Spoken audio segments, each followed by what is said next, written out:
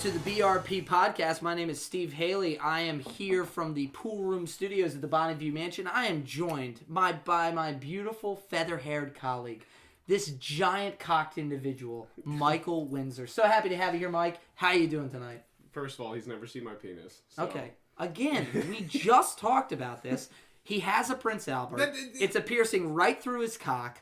I'm sure there are people out there that think I'm joking right now, but it's beautiful. It's a beautiful Steve's schmeckle. tasted it, so he knows, I guess. It is a beautiful schmeckle. Anyway, I'm so happy tonight. We have an unbelievable episode. We're going to be with Sid Borchman, one of the best bartenders we know. She's worked at some of the coolest bars, Joe Mama's, Horseshoe came in on, Baja Beach Cafe out in San Diego. Yeah, East Coast, West Coast. She's done it all. She's got it all. High volume, craft cocktail. Can't wait to interview her. We're going to have an absolute blast. But Mike, how do we start every week? I want to hear what's new with you. What's going on, buddy? Well, not a lot of interesting stuff, but I have been moving my buddy's stuff out. He just recently moved, and I helped him move. He makes a lot more money than I do. Yes. Right? Well, no, it's fine. You know, I admire him. He's younger than me, and I admire him. So, you know, that's saying something. But we were moving stuff out, and he's like, I was like, "Do you want the rest of the stuff?" He's like, "No, we're gonna throw this in the trash." And I was like, "What the fuck are you talking? Let me sell it." He's like, "Fine, you can sell it." So he's only a block away. So I've been selling all the shit on Facebook Marketplace, but basically I just feel like a crackhead sneaking into his house when he's not home and selling his furniture. Hey man, I'm a big proponent of get that paper. Goddamn, I've already made a couple $100, man. It's been super easy. You know? Get that paper any way you can. And you know, there's nothing like a little bit of financial difference between a set of friends that can really build some resentment. I like how you've taken it in a positive I feel way. like a scavenger, you know. He's the lion that comes and makes the kill. I'm like the jack that sneaks up afterward and just feasts on the remains. The vulture that benefits off of the kill. Yeah. Well, it's so funny. I actually helped a friend move today too. It was blistering cold outside, but we had a great time. I got some free beer, free pizza. Yes, it was cold out today. By the way, if you ever help anybody, or if you ever have anybody help you move, you've got to do beer and pizza. Like that's a staple. No, you got to. It's not, you know, beer and food. If you don't offer pizza, like if you do something else, pit beef or you know. Yeah, no, that's fine. But I'm just saying, pizza is an easy staple. You know. Now look, I'm definitely the type of person that if I'm going to help you move, I want to be rewarded. But I love moving. I find it to be really cathartic. You get to clear the slate. It's a brand new, fresh start, and plus you get to go through other people's shit. Yeah, but you're talking about moving yourself is one thing. Helping somebody else move, yeah, the only benefit is going through somebody's shit. Like that's the only thing. Right, and potentially making $100 off Craigslist. Yeah, the friend that I helped move, when we moved his bed, there were ropes tied to the bedposts, and I was like, "Oh, what have you been doing in here?" That's right, very kinky. All right, well, listen, we're gonna get right into it. Again, unbelievable episode this week. We got Sid Borchman. Let's jump right into the cocktail. All right, guys, we have Sid Borchman joining us. Sid, so happy to have you here. Hello, I'm happy to be here too. I'm so excited. You're in Baltimore. That's right. Now, Sid is from, where are you from? Staten Island. Don't judge me. Happy to have her down here in Baltimore. Sid's lived here in Baltimore for a little bit, out in San Diego, up in New York. So she is really like a jet setter for a lot of these different bar districts. But she has been nice enough to drive down to Baltimore to join Mike and I in the pool room studios to do this cut today. So, Sid, tell us about the cocktail that you're going to be making. What's it called today? So it's called the Jack Honey Smash. I can't take credit because this is a cocktail from the Horseshoe came in on in Baltimore. Okay. And we don't have, they make infusions there with Jack Daniels. So we don't have the honey Jack because that's their own secret recipe. But we're going to do just standard Jack with honey. Okay, so we're going to kind of do like a Jimmy Rig version. So, Sid, why don't you get us started with those cocktails? You make one for Mike and I and yourself. And I'll take everybody through some of the ingredients. So, like Sid mentioned, you guys can definitely make your own infused whiskey. Yeah, hop on YouTube. You know, I'm sure there's plenty of videos out there. Right, but for today, you know, we're gonna just use a classic Jack Daniels. I originally bought Jack Honey. I'm an idiot. Apparently, Jack Honey doesn't work for this recipe. So I'm sure it would, but you know, Sid was like, Jack Honey is not the same thing. You know, right? Like I love whiskey, but like honey infused whiskey, I just fuck off. You know what I mean? Like, what's the point? You know. Right, and you know, frankly, a lot of these recipes that we're sharing with you guys, they're malleable. Like, you know, you can make them a little bit heavier, a little bit sweeter, maybe use a different type of whiskey, a different type of alcohol. But for this particular one, we're going to be using classic Jack Daniels, fresh mint, some honey, a little bit of simple syrup, and fresh lemon juice.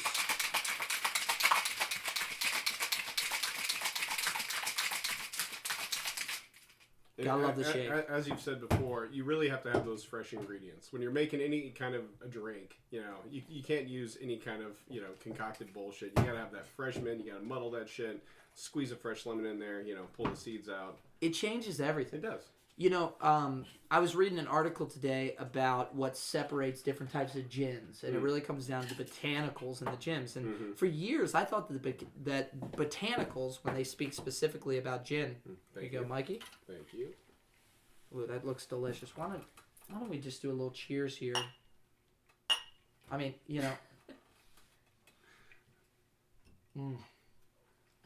Wow. That is some good stuff. That's Thank tasty. you, Sid. That's really tasty. That is just... I'm going to have to go to Dark Horse to try... Or, sorry, with the horse you wrote in, I fucked it up. I'm going to have to go to the horse you wrote in on and try the real thing. Let's see how many more times Mike can fuck up the name of the restaurant before we're done this podcast. Well, there's the horse you came in on and the horse you wrote out on. There's two sections. But it's the same, yes, the same original saloon side is the horse you came in on.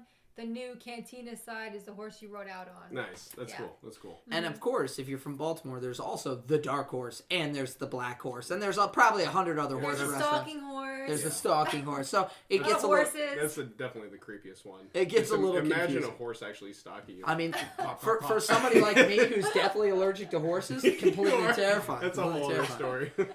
Sid, these cocktails are delicious. Thank you for bringing whiskey to the table. We've been on a kind of a kick of some gin cocktails, some other, we did rum. Mai Tais, yeah. We did rum last week, and I'm a big whiskey drinker, so I'm so excited to have these I keep saying gin. Yep.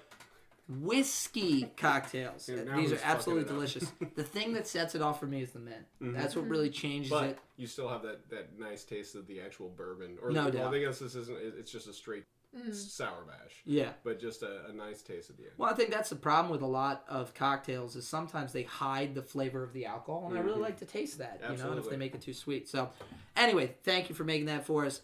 As we say every time on our podcast, listeners, now that you have the recipe, don't just listen along, drink along. That's right.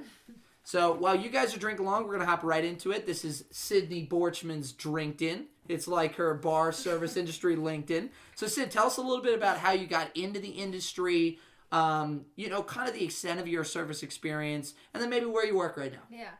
Well, first off, I want to say I'm super excited to be on your podcast, but I'm still a little mad at you. What? For what? Because I thought of doing almost the same exact podcast, but you jumped on it first. Oh. So you would have been a great host too. I've been maybe I'll do a female version down the line. That's what I'm thinking. We would love to just have you on as a co-host more and more often. Yeah, I agree with that. I don't understand why. This is just like the bar industry. This is for everybody. We're not exclusive here. I've been sitting on this idea for far too long, and I said to myself, we got to do it. And well, you know what you were missing?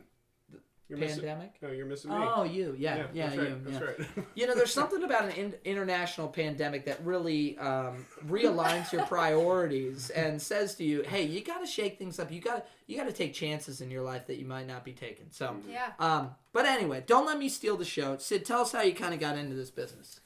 It's funny. So, back when we were going to West Virginia, there was this newspaper, and it had this little article. They put out the bartender of the week. Okay. And I specifically remember this. We were in the dining hall with some of our friends, and this is when we dated all throughout college. Okay. So I remember y'all. I mean, I do remember that. I don't know if you remember that. Sorry. But, I'm saying okay because I vaguely remember this newsletter. It was kind of like a student newspaper type of thing, right? And y'all were kind of drooling over this bartender of the week. And I know it's so not in my character. I know you could vouch for me, but I'm not typically jealous. But I think I got a little jealous. Okay. And I was like, I want to be the girl in that newspaper. I want to be the hot bartender that every guy's trying to go to see. So that's really what it was? That's what drew you into the industry? Yeah, in a way, I wanted to be I'm gonna show that girl up. I'm gonna be in that newspaper. Okay, so you get a little bit motivated. What do you do from there? I told my mom about thinking about becoming a bartender because there's just a bunch of bars in Morgantown, and she was all about it. She was more about it than I was. Really? She probably regrets that now. But she was like, "Oh, that's Sydney. It's such a great way to make extra money when you're in school." So and immediately when my mother gets an idea, she needs to research it. Yes. So she's already on the laptop looking into bartending schools and finds this school called New York Bartending School in Manhattan, actually a very prestigious school. Right. So she's, but again, like you're telling me she's throwing it all in, like she's doing research. She's like, you're going to this bartending school. She's more into it than even you are at this point. She's setting it up. And it's funny because I think a lot of us in the industry, we make fun of bartending schools. Yeah. But this was actually a really good school.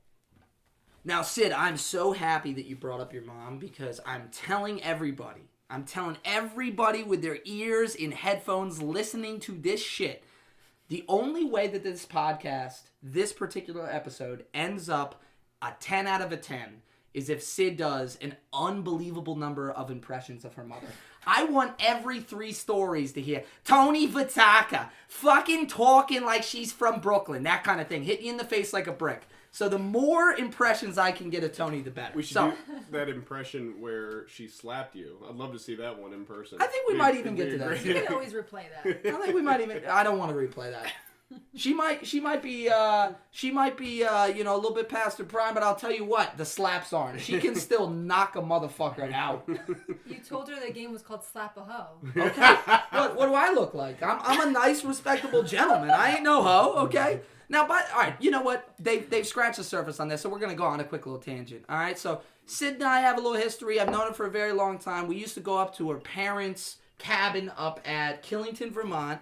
And we used to play this game called Slap-A-Hoe. Which, by the way, is Slap-A-Hoe, Slap Cup, my favorite drinking game of all time. It is, once everybody understands the rules, it is the most fun, most thrilling, and you don't even necessarily have to get drunk. If you're good, you can just fuck other people up all night long. The Hyperloop. Yeah, exactly. Yeah. It's fucking great. Plus, you know the other thing I love about that game is it's one of those games where somebody who's not a big drinker is like, yeah, I don't really know if I want to play. And then 20 minutes in, they're like, fuck you! Yeah. Fuck you! You know, and they lose their mind. So... Anyway, we're up in Killington, Vermont. We're playing Slap-A-Hoe. And for whatever reason, every time around the circle, instead of slapping the cup, Sid is slapping me in the face. And it's getting really old. And finally, I tell her, okay, you got to move. And I replace her in the circle with her mother, thinking, okay, her mom is not going to slap me in the face. First time around the circle, she tees off on me. My head spins around like a top. I'm like a rock'em sock'em robot. I'm laying on the floor, spitting blood out my mouth, and she's laughing over top of me. Just like a crazy person. I'm looking up at her and she's crying, laughing, drinking Gentleman Jack, and I'm just like, what is wrong with this family? What is going on here? So, all right, we stole the story. Get us back to it. So your mom is really excited about you being a bartender, and she starts to go all in about doing some research, trying to get you into the industry. Yeah, so she found this prestigious bartending school in Manhattan called New York Bartending School, and it was really good. It was a really good school. Yeah. And so I went there like a really intense 2-week course. Okay. But I learned a lot, and the test was pretty hard too. Okay. So you're talking like this is like a everyday type of class. You're going there for 2 weeks? Yeah, 5 days a week for 2 weeks, and the last day you had to make 20 drinks in under 5 minutes. And they were just shooting drinks at you, and you're just learning. But and it was just the way you had to do things. Like if you did it the wrong way, if you put a bottle back and you didn't have the label facing you, they would just all over. Like so, it was crazy. The bottles were getting smashed everywhere because people are so nervous. And... Well, I mean, look, Manhattan's the bartending mecca. Yeah. So. Well, it brings a whole new meaning to passing the bar. I'm sorry. Fuck you. I think. A lot of people in the industry kind of talk crap on bartending schools like it's stupid. Which, do you need it? No. I think a very frequently asked question I get is, don't you need a license? Yeah. Absolutely not. I mean, we all know that. I mean, I lied. I'm just going to tell the people straight up. My first bartending gig, they asked me, have you ever bartended before? I said, oh, yeah, plenty of times. I know how to make all the martinis and the cocktails and all kinds of things. Total lie. I bought a bartender Bible from the Barnes & Noble. I stuck it in my back pocket, and I faked it through my first couple shifts, until I got into the industry. I'd go up to another bartender and say, hey, I don't know how to make this. Help me out. You know? And there's kind of a hierarchy too, because there are some bars where all you need to know how to do is pour beer. You know what I mean? Or pop a bottle. Yeah, or mix a rum and coke. But then of course there are places where you've got to be a straight up mixologist, and you've got to know how to make all these really intricate cocktails. So that's a great segue, because to be honest with you, Sid has been in a lot of different type of bartending environments. She's been high volume. She's been in some bars that really that are in historic districts that really kind of put an emphasis on some more craft cocktails. So let's get back to it. So your mom really pushes you into the industry. You were interested from seeing that kind of bartender highlight newsletter at West Virginia, and so you do the bartending school. And then what's your first bartending gig? Well, I think of it as Joe Mama's in Morgantown, but really it was Shooters, which we just pretend like never happened. Why is that? Tell us about Shooters. Describe the bar to me. It was a dungeon, and it was shady because I remember my first shift, and this girl was training me, and the owner took the tips, counted them with his back towards her, and then just kind of like here's your cut, and she tried to question him, and I remember like, that's it, that's your cut. And okay. Yeah, this is feeling a little bit militant. This is not right. That was not right. Yeah, that's not cool. That was not cool, yeah. So when you say a dungeon, I mean, that doesn't really paint a picture of good lighting, good hygiene, somewhere I want to eat or drink food or beverages. I just imagine Rob Zombie on repeat all night long. Right. So how long did you work? How long did you put up with this? I think I was there for 3 weeks. Okay, and then you busted out. Well, because I had interviewed at Joe Mama's, I didn't get it right away. And I was so bummed because I wanted it so bad. And then finally, I remember Eli texting me on a Sunday saying, "Hey, you want a job still?" Right. So we got to slow down a little bit. So Joe Mama's is the kind of the pinnacle bar in Morgantown. It's right on the strip, on High Street in downtown Morgantown. Eli's one of the owners. It is the place to be. GM. I'm sorry. Yeah. Joe Mama's is the place to be when you're in Morgantown. You're going out. They got live music. They got the big boat bar, and not to mention all the girls wear little booty shorts. So that's a pretty additional perk for the customers. So anyway, so you work at Joe Mama's, and where do you go from there? What other would you bounce around in the industry after that? Well, that was all senior year, and that was so much fun. And I'm so close with so many of the girls I worked with there. And then I moved to Baltimore. Okay. And then there are certain places I'm not going to put a name on because I don't fully respect some of the owners I work. So I don't want to give bad reviews, only good reviews on this podcast. So Sid, listen, we have a motto on this podcast. Okay. It's protect the innocent and the guilty. Okay. So look, if there's ever, if there's a story that comes up and you don't want to name the bar, you don't want to name the bartender, what we're going to ask you to do is just give it a label. We'll call this, bar number 1. We'll call this bartender, Cinnamon, right? We'll call it the Towson Bar. Okay, the Towson Bar. There you go. That's a great way to kind of pin it down for the people. So, all right, so you bounce around, you come bartend here in Baltimore. Mm-hmm. I know you were at the Horse you came in on for a little while, which I think a lot of our listeners are big fans of. Tell us a little bit of that experience at the Horse. I love the Horse. Yeah, I can't. That's why it doesn't need a fake name because it was one of my favorite places. That and Joe Mama's, my favorite places I ever worked at. What do you think your favorite thing about working there was? That made it maybe different from some other bars. It's got this X factor to it, but also I am such a fan of live music. Yeah. And just, especially when I came back briefly after I came back from San Diego and working there again, just reappreciating how grateful I am to be getting to just hear these incredible musicians play for free. Yeah. While I'm making money, I get to just be, honestly, I graced with their presence, and that's how I looked at it because there was so much talent coming through there, and I have a passion for live music, so live music changes a bar. Yeah, it's just so entertaining. Yeah, I've always been super jealous when I've gone to places like the 8x10 or anything where I'm going to see a show. And then the bartenders are there just getting to listen to all of it for free. And like you said, making money the whole time. I was always very jealous of all of those different bartending positions. Yeah, and I think I enjoyed it before I moved to San Diego and I was working there for how long. But when I came back, just realizing, you never realize what you have until it's gone kind of thing. And so, I was just... Yeah, I was even more grateful for that because I love it. Just to fill in the gaps, because I know Sid's throwing a lot at you. She's had the opportunity, I think, bartend in some really cool markets. She's currently working at, where is it now? Topgolf, right outside of New York in New Jersey, right? Mm-hmm. She's bartending in Morgantown, which is obviously a great bar town. Baltimore is a really underrated Yeah, town so underrated. for cocktails and bars, and the Horse is just such a staple here in Baltimore, especially if you visit or even if you live here, going down to historic Fells Point.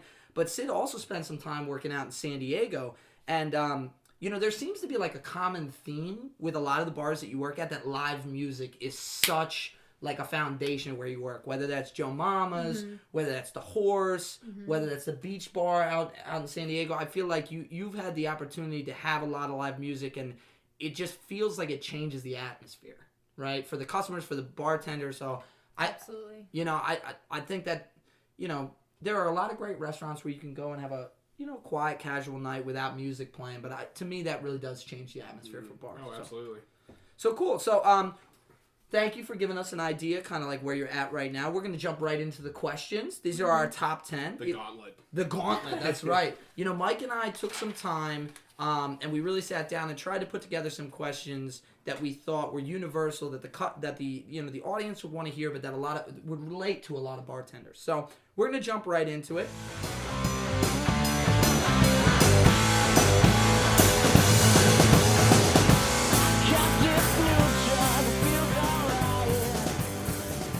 Is pet peeves and misconceptions. Tell us a little bit about like pet peeves that you may have against customers, other bartenders, or just maybe like some misconceptions that your customers have about the service industry, about bartending.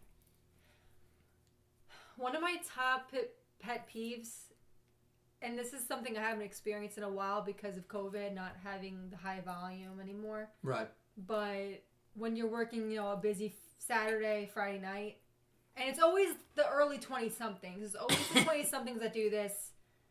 They don't have, I don't care if you don't have cash. I'm totally fine with a card, but if you're going to pay with your card, if you're having more than one round, open a tab. Yes. And don't give me the excuse that, I always forget it. I always forget my card. You know what? Like, I don't care. That's your problem, that you're irresponsible. You're a drunk asshole. That's not my problem. You need to work on that problem. You need to personally develop yourself to the point where you don't forget your card. I say this. That's just inconsiderate of me. I have to do this transaction every time. Mm-hmm. Well, and be an adult. And not to mention when you're talking about high volume bars, right? Like, doesn't that really slow down the entire experience, right? If everybody's opening and closing tabs every time rather than running a tab, it becomes a brutal experience. It's super annoying to keep going back to a table and they're like, here's a new tab every single time. So no.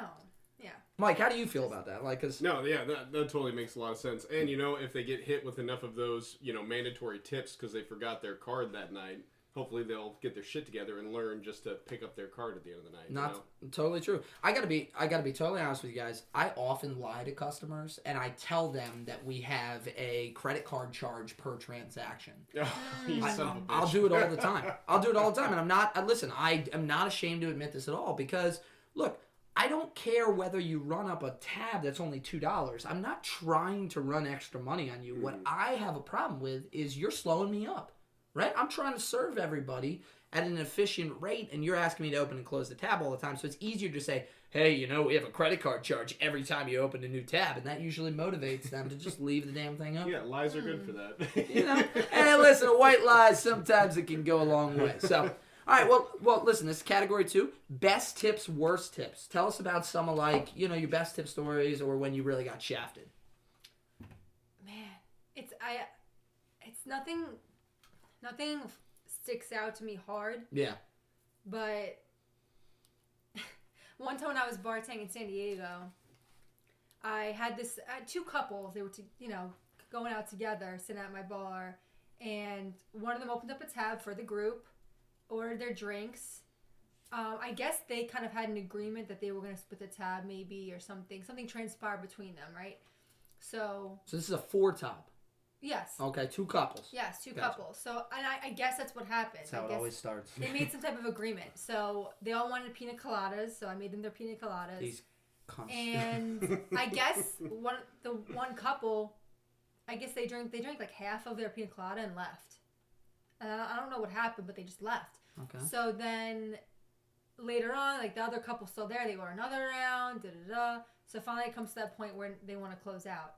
So I'm like, okay. So I close out the check, give it to him, and he goes, wait, they just left and didn't pay their drinks? And I said, I don't know. I guess that's what happened. Did you have some type of... So this guy's surprised. He's surprised. He's surprised that his friend or his girlfriend's friend, whatever, right? You know, I don't know how they got to double dating, right? I don't know. But he's surprised that the other couple didn't pay their drinks. Yes, okay. Correct. So how do you handle that? So I'm just trying to show, I guess, genuine concern, like, well, was that not supposed to be what happened? Or, you know, I'm just trying to show that I give a shit, really. All right, tickle his balls a little bit. Yeah, if you will. Yeah. So it's like, and they didn't even finish their pina coladas. And I'm like, yeah, I mean. Time out. Okay. That was a snort. Y'all heard it. That's going on the board. Sorry, Sid, continue. Well, that'll make sense later. So I'm like, yeah, I don't know. I guess maybe they had to go. He's upset, I guess, just based on the fact that this couple didn't pay for their drinks and also didn't even finish the drinks, right? Which is a sin. So he's like, well, that's a shame. He goes, well, I guess no tip for you. Whoa! What the fuck is wrong with people? God. Hold on a second. Hold on. I think we need to slow down this process. I love that he had the balls to say that to you. Like, my friends suck, so fuck you. Mike, I think you know where I'm going to go with this next question, okay? I need you to describe what this person looks like, okay? Because the way... I blocked it out of my memory. I bet you did. The reason why I wanted to understand this is I always like to understand what an asshole really looks like. Like, when I say the name Troy, everybody out there can, like, envision a Troy in their mind, right? You know, maybe he's got, like, a frat boy backwards hat on and he's a little cocksucker, right? It's not Troy. This was a Chad. Oh, this is a Chad. Remember, we're in California. I bet he was wearing, tell me if I'm wrong, was he wearing flip-flops and either pants? Yeah, we were in Pacific Beach. But with pants. Flip-flops with pants. He was definitely wearing some type of tank top because we were in Pacific Beach. Oh, my goodness. Like a flat bill or like backwards hat, maybe? Perhaps. Yeah. Yes. How many hookah beads were around his neck? No, so this but I was pissed. I bet you were, because to say the least. This look but flabbergasted too. Yeah. Just like, what? Yeah. The equity. The logic, there is none. Yeah. And I did ask him, like, I don't understand. I can't even fully remember what he said, but it was just something along the lines of, like, you should have stopped him. You should have asked him to pay his drinks. Didn't you know that's what was happening? So your job was to police his friends from not fucking him over? Apparently. And also just the fact that he didn't even finish his pina coladas was apparently my fault. See, that's the moment where I looked the man dead in the eye and I said, sir, okay, I'm going to quit my job. I am going to become your personal justice warrior, and I'm going to follow you around throughout your daily life, and anytime somebody fucks you over, I'm going to make it right, and you're going to pay me. You're going to pay me my salary every year. Well, you're going to tip me properly for protecting you from getting fucked over. That's ridiculous. The guy didn't even really fuck his friends over because he knows them, we're assuming, right? So he can always collect later, be like, hey, you owe me a round or something. Right. Who really got fucked over was Sid. That's who got fucked over. Yeah, it's crazy. It was like when we had his brother on. He went to collect for like a $200 tab, and they didn't tip. And the person he went up and said, was the service man? She's like, no, the waitress last time was shitty, so you're not getting a tip. No, what did he say last time? She was nasty. Nasty. Yeah, she was the waitress was nasty last time. Like, I don't understand the kind of person that comes up with that faulty logic that something else fucked up happened, so now I'm going to take it out. So I have this theory, I've had it for years, that there are people that when they get in their car, when they walk out of their house to go out to eat a meal, they've already decided that they're not going to tip, and the entire time they're trying to come up with the excuse that they're then going to share. Oh, I didn't tip you because your bathroom smells like cinnamon. I didn't tip you because the cheesesteak didn't have enough fried onions on it. I'm not going to tip you because I don't like that you didn't write down my order. You remembered it verbatim. Like, it's always like the most obscure thing. No, but that's exactly what I was going to say. I think some people, a really important success principle in life is if you want to receive anything good in your life, you need to be a giver, a go-giver. Yeah. And these people that we're talking about, they're going out and thinking, how much can I get from this, squeeze out of this restaurant or establishment and give the least? How can I get one over on them? Right. And so they're not coming looking to enjoy an experience and also give back. They just want to take. They're not givers or takers. One of the biggest lessons I ever learned, and I mean this as such a great compliment. A lot of people have shared this with me, but your parents in particular have been huge in sharing this, is just be crude about it. You got to grease the wheels, right? You know, you want great service. You make sure you take care of that person. You know, you want a good table. You make sure you're kind. You know, you call ahead. You take the steps to be considerate, you right? should just do that. And also, we've talked about this before, but on the server or bartender end, like, you should just take care of everybody well, because that's your job. You know, you should just do your job well. But at the same time, especially if you're returning to a place, you know, taking that extra step to show that you care about the people taking care of you, you're going to get treated better when you end up coming back there. You know what I mean? If it's really busy, they're going to make sure that your drink orders get taken care of. So, I mean, you're really just helping yourself in the end. Right. And now, if you're that asshole who comes back who didn't tip, I've done this before where I still took care of the person, but like they were the last person on the list. I didn't give a shit. I already knew. It's like, you're not going to tip me, so why am I going to go out of my way to make sure you have your fucking ranch when you need it? Like, you're literally the last priority I have. Right. And this goes back to what, again, you bring up my brother from one of our previous podcasts, and, you know, he was talking about this idea of mutual respect, where he made the great point, and I think this is lost on a lot of people that never worked in the service industry. If you wake up today and you decide, I'm going out to eat, I'm going to leave my home and I'm going to go eat at a restaurant, there are certain things that you need to, like, make peace with. You're going to spend more money than the food's worth because you're buying it at retail, right? Mm-hmm. You're going to need to tip that person, right? And maybe you need to be a little bit more considerate to the person that is serving you your food. Now, I'm not saying you need to go out of your way for them, but guess what? They're putting up with a lot of other cocksuckers that night, right? Like, if you want good service, all you need is a little bit of kindness, a little bit of thoughtfulness. That should just be your daily mindset. One thing I was wondering too, since you were out in San Diego, did you have to make a lot of like frozen drinks like that, like pina coladas and everything? At that beach bar? Yeah. Oh, yeah. Oh, God. I those were the worst ones. I didn't even think about it. But I learned how to master a blender, at least. Fair enough. Anytime we got any kind of frozen drink, I just hated that shit so much. Do you know my 3 favorite words in the bartanding profession? The blender isn't working. Our blender's broken. Yeah, blender not working. Our blender's broken. Thank you. There you go. It's one of my favorite things to say. I was like at the Nautilus, we had that cappuccino machine. It worked the entire time. Anytime somebody asked, we're like, oh yeah, the cappuccino machine's broken. What was so funny is at one point you could have the employees making themselves cappuccinos, and then another employee is telling a table 10 feet away that the cappuccino machine doesn't work. That was one of my favorite things. Yeah, never sure. Oh, they're working on it. They're trying to figure out how to figure it out. So, well, that's a great best tip, worst tip story. That's just nothing you can do about that, you know? Yeah, and speaking of drinks that we don't like to make, the next one is worst drink orders. Anything that stands out in your mind, something you hated to make, or something that was just ridiculous, foul drink. Well, it's definitely true, because I've seen little articles on this, but it's so true that we do judge you on what you drink. Yeah. We do. Long Island's. Yeah. Do it to him. Go in on him, Sid. Do it to him. Listen, when you're 21, it's a rite of passage. I drank it when I was 21. Out of a pitcher. Yeah, definitely. Fat Daddies, right? In Morgantown. But if you are above, I don't care. If you're 22, stop that shit. It's not a real drink. Tell people what's in the Long Island. Tell people what's in the Long Island. It's a glass of trash.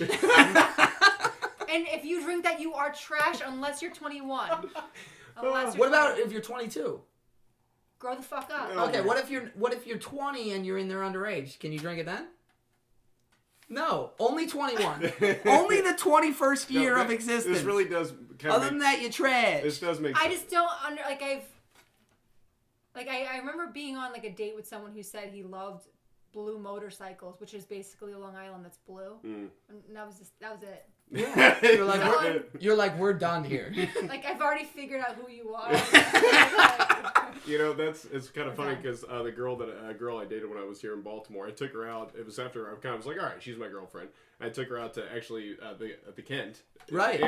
And she's ordering Long Island after Long Island. And eventually she got, because all it is liquor. It's just a glass full of liquor, and it surprisingly tastes really good for being literally nothing more than liquor and a little bit of what is it, lemon juice or what do you add at the end? Sours and a little bit of Coke. Coca-Cola. Yeah, to give it the but color. she ended up getting so trash she spilled her Long Island and like could hardly speak. And So this is the girl that ended up shitting on my kitchen floor too. Really? So I think Exactly, you're right. Yeah. she's trash. Exactly. So hold on. We need to slow down here. 'cause No, we're we don't getting- need to tell that story. Well, we don't need to tell that story, and I'm not going to tell that story until we get Dirty Tom on here, because when Mike says his kitchen floor, he means our kitchen floor. She shit on my kitchen floor, too, and I wasn't even feeding her fucking Long Islands. It's ridiculous. But to tell you, to tell all you people out there that don't know how to make Long Island, I'm going to take you through it. So it's very simple. It's all your clear liquors, right? So it's going to be your vodka, gin, tequila, rum, triple sec, splash of Coca-Cola, a splash of sour mix. It's basically, as Sid described so eloquently, a glass full of trash. Okay, it's not something you need to ever drink as an adult. And if you consider yourself an adult and you are drinking them, you really need to reassess your priorities. If you want to get that hammer, just take some shots. Goddamn right, straight booze. Jamie, Yes. get that Jameson in your life. Well, speaking of mistakes, like drinking Long Island's, I want to hear about the ultimate mistakes, fuck ups, whether it's yours or your coworkers. Just tell me about just a calamity that has happened in your bartending experience. Oh, she's got a good This is one. so funny in retrospect because this came to me, but this was back in the Joe Mama's days. Okay. So when you started a tab at Joe Mama's, you had to give your ID and your card. Right. I always hated that, by the way. But the cool thing about Joe Mama's, I'm with you when you have to give like more information than necessary. Yeah. Cool thing It's like, about you Joe want my Mama's, social security number too? Like, what the fuck? Right. Yeah. right. But the I cool know what thing, you're about to say. the cool thing about Joe Mama's is they give you a wristband with a number on it, so you can go to any bar in the entire building and just flash the wristband. Yeah, I've never been to Joe Mama's. It becomes- So I just remember going to a Right. regular bar and they're like, I need your ID. And I'm like, no, fuck you. Like, what happens if I need to leave in an emergency and I Yeah. need my fucking, Yeah. no. And Go- I always ended up giving it to him because I wanted a drink, but it just always seemed over the top. Go tongue punch the bouncer's asshole. Like, Yeah, fuck no, you. that's I'm not how they giving you- felt about it, I know. Or go to the ATM and get some cash. Yeah, There you okay, go. fair I enough. mean, that's I'm another- outnumbered here. I'm going to shut up. But so, So anyway, and Joe I don't Mama's. know we don't know who did this, who committed this mistake, I guess. But we had the little Rolodex of what do you call that? Well, that's the credit cards, Right, right? It's so- the alphabetical ordered credit cards. So some girl closed out her tab, and her last name was like Morgan or something like that with an M.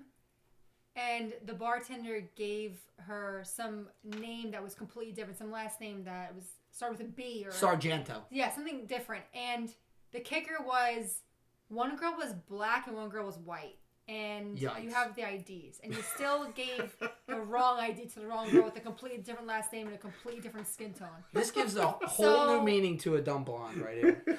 But we don't even know what Yes, the and bartender but looks also, like. of course, at Joe Mama's, I don't know how it is these days, but they would let us rip shots. Ah. So who knows?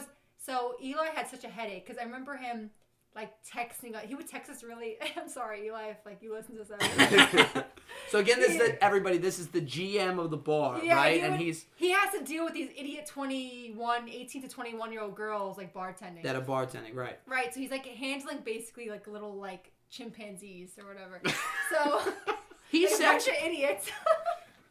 He's So- essentially Gargamel, and all these little hotties are like his Smurfs, okay? And they're running around in their booty shorts.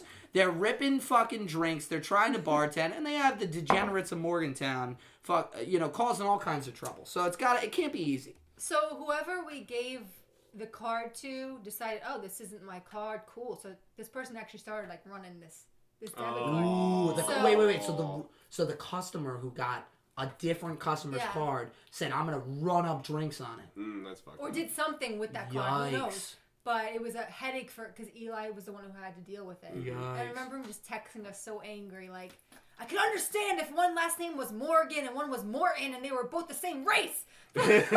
One girl's black and one girl's white. How fucking wasted were you? That's the real question, right? Yeah, so Now, is this it's one of just these? so funny. Is this one of these stories where you're telling the people it was my friend who made this mistake, or was this really you? Come on, level with us. No, I really don't know. It could have been me. Who knows? I was probably- Maybe she was I shit probably wasted was. that night. But it was like the boat bar. So there's Yeah. 6 bartenders who work that. So I don't know. That's great. Did anybody ever find out who it was? No. Wow, that's all right. So that is a classic fuck up. Like that is an all timer. There's one time you've kind of like sparked this idea in my brain. The whole credit card situation is always a hassle, right? Do we lose somebody's credit card? Do we give the wrong credit card back to the wrong person? Do we swipe the wrong credit card for the wrong tab? One time, and I kid you not, I'm working at Ocean Pride. This is like the first year I'm working there. We're in a heavy-duty Friday night rush. And one of the bartenders I'm working with, this girl Alexia, she goes to swipe a credit card. And her credit card machine was tacked to the wall. And I think some of you guys are probably familiar with like crown molding, like on the side of a wall where the wall comes down and the crown molding is maybe like halfway down the wall or a third of the way down the wall. So we have this credit card machine tacked to the wall right above where the crown molding starts. And she goes to swipe the credit card, and the credit card slips out of her hand and slips down the back of the crown molding in between the wall and the crown molding. And the customer is sitting 2 feet away and sees this happen and goes, "You better get my fucking credit card." So then it becomes this, it becomes the entire restaurant, all hands on deck with butter knives trying to fish this fucking credit card out from behind the crown molding. And finally, we're so busy. Nobody's waiting on any tables. All the drinks are backed up. I can't take it anymore. I run to my car. I get a crowbar. Why do you have a crowbar in your car? You got to keep a crowbar in your car. You never know. Listen, man, at the time I was living in Baltimore City. There were some riots happening. I wanted to make sure I was safe. You never know when you're crowbar is your choice. Like you get some pepper spray. I'm just saying, like you never know when you're going to need a crowbar. So I come back in. I pry the crown molding off the bar. I go throw it in the back of the house. We give the guy his credit card. Later in the shift, we tack the crown molding back to the wall. That's a pretty baller move. Couldn't take it anymore. So, all right. So this is actually probably a good transition. We talked a little bit about fuck-ups. I want to take it to the next level. Okay? I want to talk about health code violations. Okay? Give the people the horror stories of what you've seen in the industry. Oh, man. I mean, I feel like this isn't even interesting, but it's just the little things. Like, I hate this too. I hate when cooks don't wear gloves and they're, grabbing the fries and putting it on the plate and they don't have... So you mean every cook ever? Yes, I hate that. Just to be clear. I hate that so much. But it's funny, I know this is another question you're probably going to ask me about people getting fired, but one of my coworkers... We'll get to that. Save it. Because it blends. Okay, so it blends. But let's save that for firing, okay? Besides the cooks touching the food, is there anything else, like in the service industry, that really sticks out to you? Like, Mike, my brother told us a great story about a manager diddling her skittle in the bathroom. Mike told us a great story for masturbating in the bathroom. Mike's told us a great story about a guy that he used to deliver pizzas with, dipping his balls into somebody's pizza or ranch. I mean, anything that you've really heard that's that's almost like a felony. Yeah, let's go on this. All right, how about something I did, but it was consensual? Oh my god! Wait, we're gonna talk about sex stories too. So it's not sexual. It's consensual. Let's do it. Not sensual, consensual. Okay. But I was working a Friday night in at the Horseback Saloon. And in Baltimore, that's the horse you came in on. Yeah, so I don't know. I had a group of guys around our age. Okay. And we were just, one of them was super witty. So we're just going back and forth, jabbing each other. It was just very fun and right. They were really funny. A little flirty, right? Whatever. Not even, but just they were just a good time.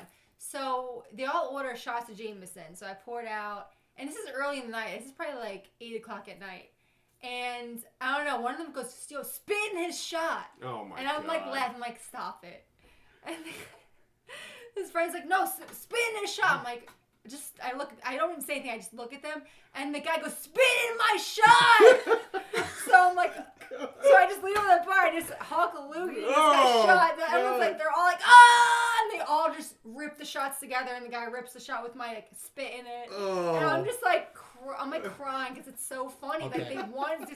So then my friend. Are we talking a right. that kind of thing? You really? I over-exaggerate. Just a straight spit? I'm not really good at hawking loogies. Just a... I spit. Like a ptoo. Yes, I spit. Okay, fine. Give us your best spit impression real quick. For the people. They're on audio. Yo, it's theater of the mind here. Very nice. So then, but my coworker comes running across the bar. She's suffocating from laughing. She's like, Sydney, what happened? What happened? What happened? Did he piss you off? And I'm laughing No, he wanted me to spit in his Did he shot. take the shot? Yes. He just pounded it. The second I spit in it, it was basically just like. I'm so happy she's telling this story right now because, see, this is why we do this podcast, because I can't tell you how many stories Mike and I have where we don't even remember them until somebody else sparks it. We have a good friend, Ben, our buddy who used to be the cook at some of the bars we worked at down in Ocean City, Maryland, right? I think you met Ben before. He's from Nepal. He's an absolute character. Yes. Well, Ben would come visit us here in Baltimore every now and then.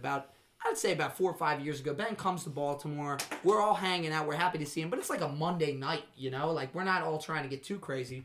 We go down to Canton, and we're at Pug Uglies in Canton. We order a round of Jameson's. I don't know why Jameson is like it's the theme tonight, yeah. It's the synchronicity. It's the quintessential. That's Canton? Yeah.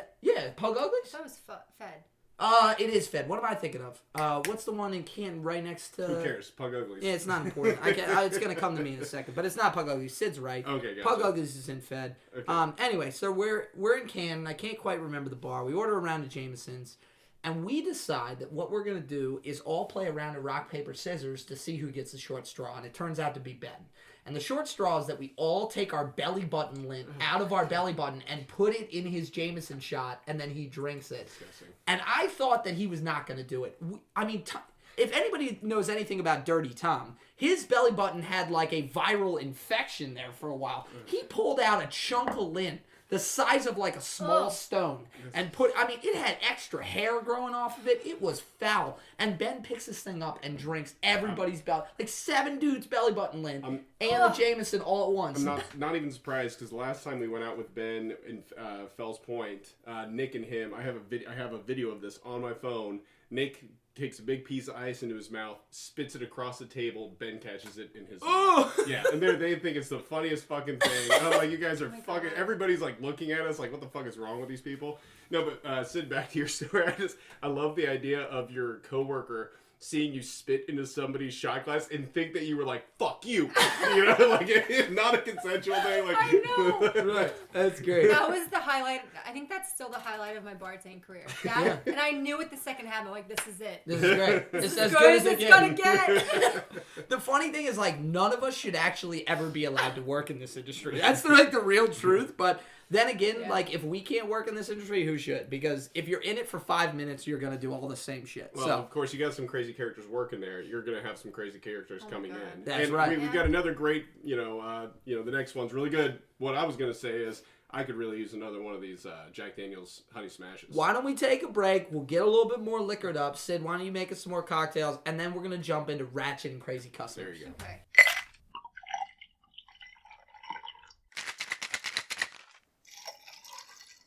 All right, we are back. We are pumped full of some fresh Jack Daniel's Honey Smashes.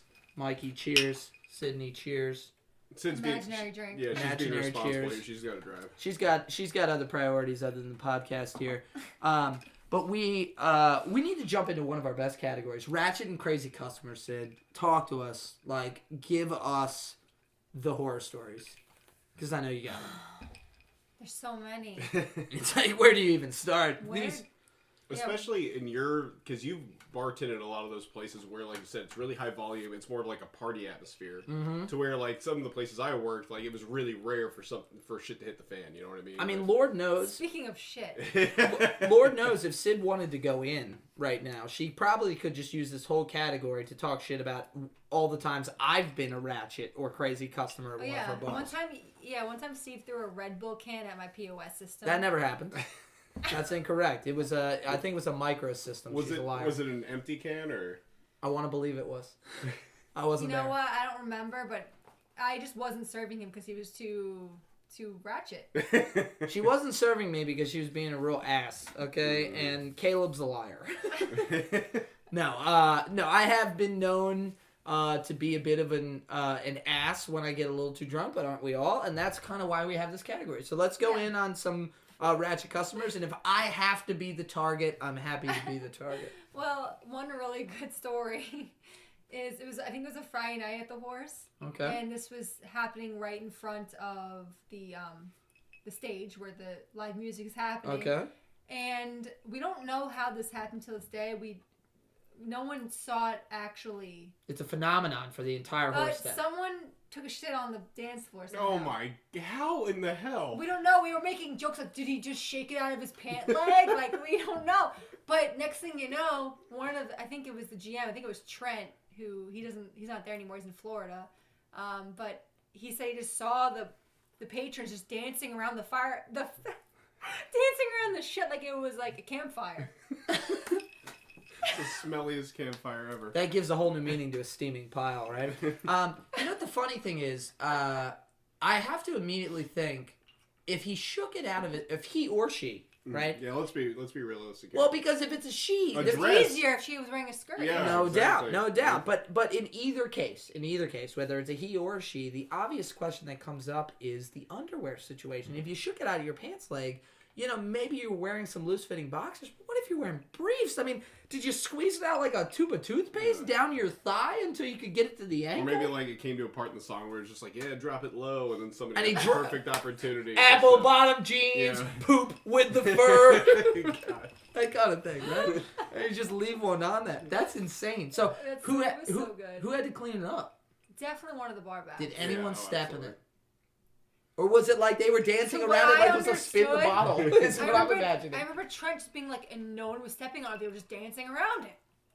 It's amazing. See, that's where I would get off the dance floor. I'd be like, you have a situation over here. There's literally shit on the dance floor. Oh, man. Now, for all you listeners that have not been to the Horse, while It's a small place, too. yeah, it's tight quarters. It's not, That's it's not even a dance floor. It's just a caddy little corner. I call it area caddy in front corner, of the right? dance floor. Yeah, it's a in little- front of the stage. yeah, it's a little caddy corner. There's a tiny stage. The stage can't be bigger than a bathroom, right? No, yeah. You know, and so there's not a lot of space for somebody to get away with that kind of crime, you know, and then run off into the night, which makes it even kind of more impressive. It's like a mystery. I'm not even mad. I'm impressed. A phantom poop. If you're Put it out on the there and floor. you're the one who left the poop on the horse you came in on dance floor, circa what year was this?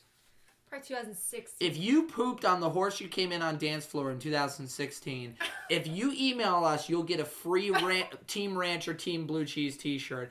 I will never share it. I will keep your identity private, but I just want to know. I just want to know. Yeah, we're gonna need some kind of qualify, because I somebody's will- just gonna want a free I will t-shirt also out need a there. picture of your asshole to make sure No, that a picture of your shit. Yeah. We'll send it to Sid. Yeah, make we're sure gonna that need a it picture of your matches up. shit. We'll send it to Sid. We'll make sure it was your poop, and as long as you can give us enough details that it was you, I'm happy to send you a Team Ranch Team Blue t-shirt. By the way, I'm glad we're bringing this up again. I mean, it seems to be a constant theme for all of our episodes. Sid, Team Ranch or Team Blue Cheese?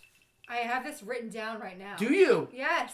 Fuck 'Cause yeah! I have hard opinions about this. Let's go in.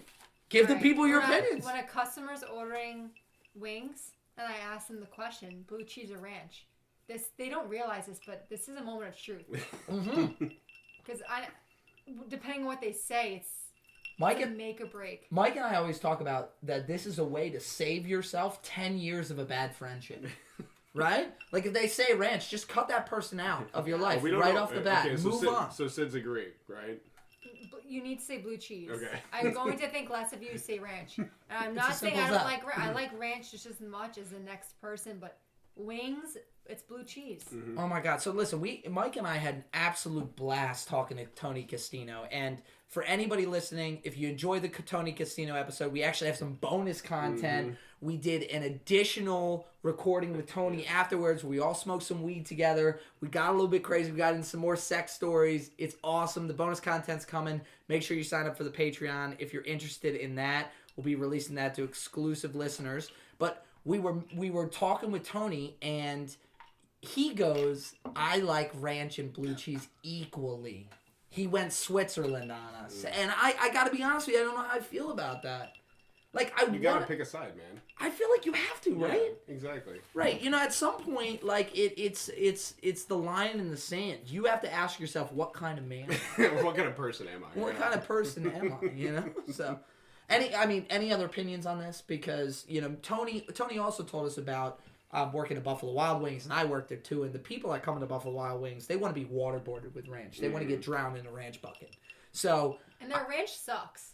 I mean, it does suck. Apparently, I don't know why, but I don't like Buffalo. I haven't been there since 2013, but I remember their ranch just I sucked. can't. From what we learned last episode everything about Buffalo Wild Wings. Well, that's true. You know, That's true. Buffalo Wild Wings the is place close. I told you where I worked at, it was called. Actually, I don't want to give the name because of that one story. Anyway, the pizza place I worked at, I had to make the ranch. Their ranch is fucking legit, and I didn't know all ranch is fucking buttermilk, a packet of seasoning. Fuck, what else is it?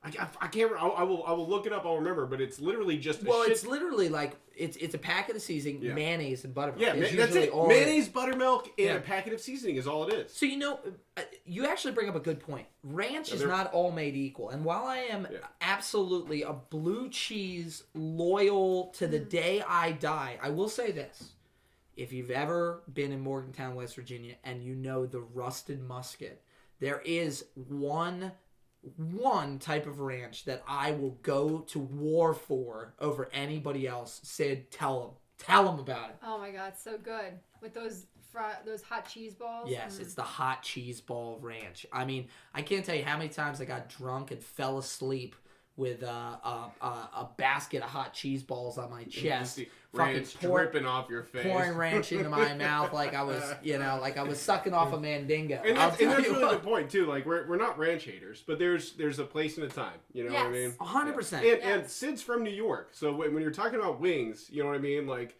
that's where they started, right? Buffalo. So I mean, I've got to give you a little bit more credit on your opinion about blue cheese. Mike, you make a great point. You make a great point. This is not us here vilifying ranch as a condiment. What we're vilifying are these people that are like culty about their ranch, okay? If you're going to be culty about your ranch and you're going to make me seem like a second-class citizen because I like chunks of blue cheese, all right, fuck you. You know what I mean? Team blue cheese for life. So anyway, let's get back to it. We're on a bit of a tangent here. And you know what? I feel like I want to fight somebody. I feel like I want to fight some fucking ranch lovers. That's the Jack Daniels. All right, all right, so anyway, that gives us a good segue. Fights, arrests, and fires. But One of my favorite. Can we back up? Okay. Oh, my bad. Because shit. This individual needs a little shout out. Give it to him. And I don't want to place him in the ratchet category, but he's just one of my favorite people I've ever met in my life. But I think I've told you this previously, Steve. But this story is less than a year old. This is when yes. I love this story. So I moved back to New York over this COVID situation. So I was Pause. Okay, fine. Take your time with this one, okay? Really give the people all the details they need, okay? So she moves back to New York. Yep. COVID throws a wrench in everybody's plans. She's back in Staten Island. Go ahead. I don't want to interrupt again. Never thought I'd be back, but I was back, and I got this job at kind of like a divey bar on Staten Island, but I actually kind of love the place, and I love the owners. They're great people. But I was working a Thursday night, and I guess I'm kind of new, so this regular comes in. Right. He's wearing like a Star Wars shirt, like seems like a normal dude. Okay. Orders his Coors Light, and then bottle or draft? Bottle. Okay. And one of the owners comes to me with his New York accent, like, yo, Seth, when you're done with them, come to the kitchen. I just want to talk to you real quick. So I'm like, okay. So I go in, and he's like, so listen, I just want to let you know that throughout the night, my friend Richard, he's just going to start kind of like transitioning a little bit. And I just look at him like, what? He's like, like transitioning. I'm like, what do you mean transition? He's like, he's going to start to like, if he's comfortable, which you're a woman, so I think he's going to be comfortable, is just start changing his clothes and just dressing like a woman. And I'm like, just slowly. He's like, yes, very just slowly. And then, like garment by garment. Yes. Right. So, and then the other owner comes and goes, oh my God, why did you tell her? It's so much like more funny when they don't know what's going on. And I'm just so thankful that he told me, because I wouldn't have been able to keep it together if I was not prepared. So I walk back out to the bar, and he already has fake nails on. Already, like blue nails. Already. I feel like that would take a minute too to do that, Right. This guy was Houdini. And this is one of the questions. This is one of the questions I've always wanted to ask you about this particular gentleman, about this particular story. Great guy. First off, more power to him. Live your fucking life, baby. Do whatever makes you happy. Wear whatever you want. My question is, if I come to a bar in one outfit and I'm planning to change into another outfit for whatever reason, I would assume I'd have to bring like a backpack. It's Does like, he have it's like a Robin Williams and Mrs. Doubtfire. You keep Correct. running back to the right bathroom. to the kitchen to change into the fat suit, right? Yeah. Does he have a backpack with him? Does he have like a duffel bag? Like, how is this working? Where is he getting all of this these props and costumes and stuff? He was so good that I don't even know. That's amazing. Yeah, that's pretty great. That's amazing. He was that Okay, good. so he's got fake nails on it, so keep going. Right. So, and he was so nice and friendly, and was like engaging with me, telling me about his wife, his children. He had a lot of adult children at this point. Right. Tell me all about them. And then like I would turn around, do something at the register, turn back. He's got some, like he had earrings on the next second. The next second he's got a different shirt on. Oh my god, this is incredible. Yeah. And so I remember him telling me like, I'd love to go to Mandy's to get all my lingerie. Where do you go? And he was like, last time I was in here, I had a matching like pink bra with a pink thong.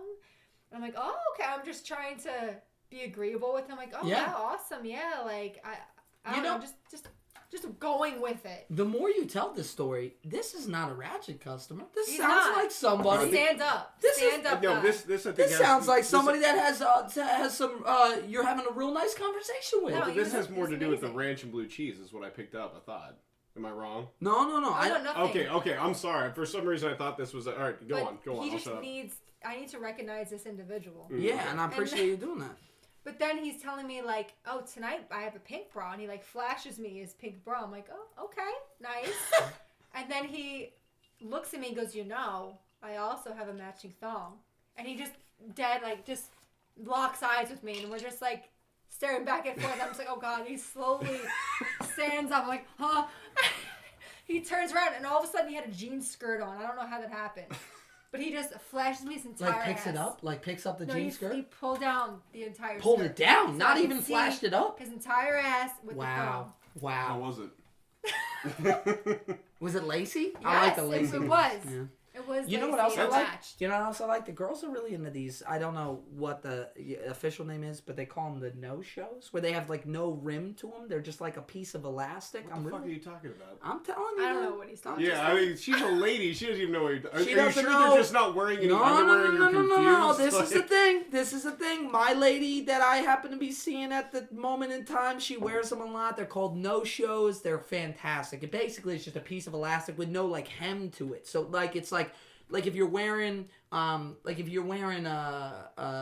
what am I trying to say? Leggings, right? Like Yeah. if you're wearing tight leggings, you know how it can like show your panty line? Yeah. Like you're at the gym, you're doing squats, and everybody can see your panty line in the back because it's got the little hemline on it, and it like puts a little groove. They're just flat, kind of. Right, they're like pieces of elastic. They're called no-shows. That's literally what they're called. I want to see. Well, they come in all different types of panty cuts, is what I understand. Okay. Again, I want to see. Call your lady over. We got to get to the I'll bottom. call her. I mean, she's. By the way, she's bartending right now. No. She's behind the bar. I was visiting her earlier today. I had to take her some breakfast. You know, she's not feeling too well. She's hungover as a skunk right now. So That's awesome, though. I love the Houdini just transition. So amazing. That's incredible. Amazing. You know, quick. and Steve, I think it was really important what you said too. Anybody who's listening, you know, obviously this is a bartending rant podcast. You know, we you know, everybody works in the service industry.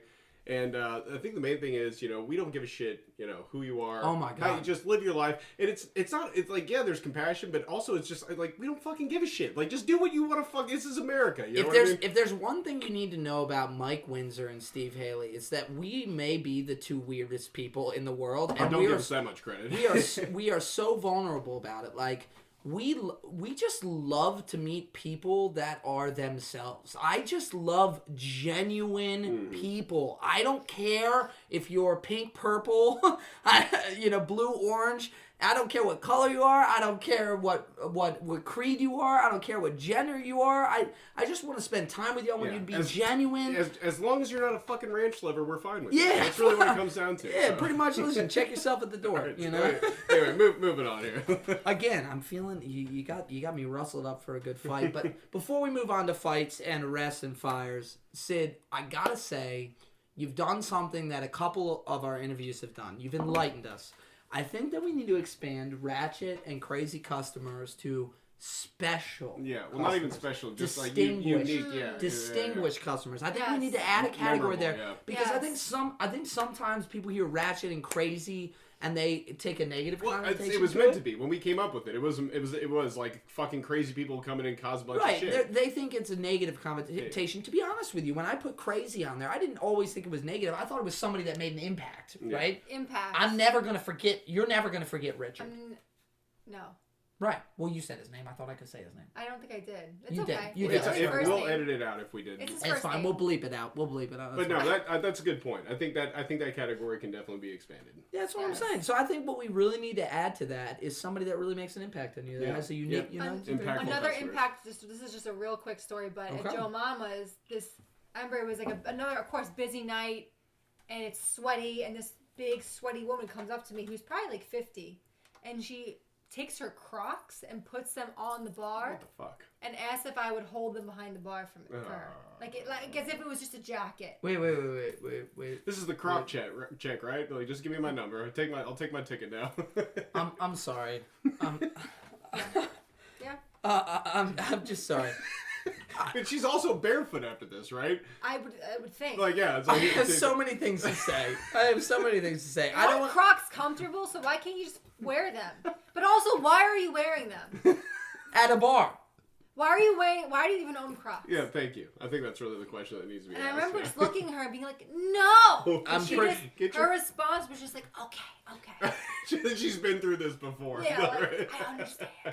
I haven't seen the data, okay? I haven't seen the data, the raw numbers. But I'm going to officially say on this podcast right here, right now, that 100%, 100 out of 100 ranch drinkers are Croc wearers. And that is a fact! And you cannot convince me anything otherwise. All right.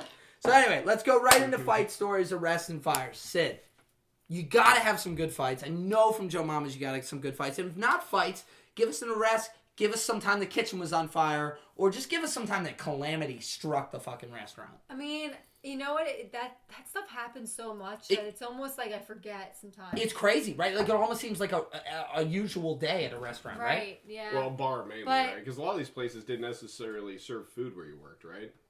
Joe's, free hot dogs. Yeah, exactly. We had a hot dog girl. Yeah. We did. That's a real thing. That's incredible. She was great. Just I'm not even and then I think one of the barbacks that got her pregnant. Talk about pickup line That's another story. Talk about a tough conversation you gotta have. I love hot dogs. Talk about a tough conversation you gotta have with your parents. Mom, Dad, I got the hot dog girl pregnant. Oh shit! Oh man. Oh my god. Of course, it was a barback. I stuck my steamy meat right in her buns, and the next thing you know, why is everyone the random people you We're imitate trying always to- from fucking Minnesota? I don't man? know. I love to do the Minnesota accent. You know, it just seems so like when she says "hot dog girl." Anyway, all right, let's stay on task here. You know, I have to say, guys, this is the first time we've done a pod with whiskey, and I think that there's a theme already starting here where we can't seem to stay on track. So anyway, give us fight stories, arrest stories, and fires. All right. Well, what I'll tell you, when it comes to fights, on the East Coast, there's a lot more fights. West Coast, I almost never saw a fight. The only time it almost got close on the West Coast, just so happens that the Jersey Shore cast was involved. Right, but that is kind of because everybody who lives on the West Coast is on a ketamine drip, right? Okay, fair. I'd rather. There's all about the love, man. Like, yeah, loving and not tipping because my friends left, right? Yeah, right. Fuck. But I'll say there've been numerous occasions in Baltimore where at the end of the night there was something happening outside the bar. They had to lock the doors. They'd send especially the women employees up the stairs. It's fucking sexist right there, man. No, I'm just kidding. What, women can't fight, bro? One of the managers, I guess, was dealing with something outside, and this customer was just crazy, and he bit his leg. Oh my god. What? And then my manager had to go to the hospital to get some type of vaccine. Whoa. It's So like this is zero. pre-COVID. This was probably 2017. So did it break the skin? Are we talking Yes. stitches? I think maybe. So you're probably And talking I like a remember- rabies vaccine. Yeah, I think so. And I remember because this is, Yeah, no, bars are so politically incorrect, but I remember the manager being like, yeah, he's such a faggot, he wanted to taste me. Oh my god! Oh my god! I'm sorry. Yeah, No, I know yeah. it's like almost offensive, but that's what he really said. You know what? Listen. Sometimes you can't rewrite history. Yeah. It's a word that has a different connotation now, but sometimes people use it. And unfortunately, like when you're in a hypercharged environment where somebody's biting your fucking leg, you say things that you maybe don't always think through. So You don't think are going to end up on a podcast. goddamn right. Goddamn right. Can I be honest with you? 100% of the bonus content from the Tony Casino episode, I was hoping none of that ended up on the podcast. But hey, the people are going to benefit. I'm here to entertain you. So anyway, all right. This brings us to another great category: sex stories. It's actually great that we plugged Tony again because he told us a great one the other night, involving a rage-fueled military brat. But do you have any great sex stories? You, your coworkers, anything that went down in the customers, bar? yeah. Customers too. Yeah. I mean, you had somebody shitting on the floor. Surely you got something in this category. Yeah. I'll tell you one funny one, and then one that gets more serious into like the whole like sex within the industry. But Right. I remember one again at Joe's, of course, because Joe's was probably the most ratchet place I've ever worked. But Except for shooters. yeah, but I try to pretend like it never even happened. I pretend like I never worked there. But one of the bartenders and one of the barbacks kind of like had a little fling. And I remember she was dressed really nice that night. I don't know if it was New Year's Eve, like why she was dressed so nice bartending.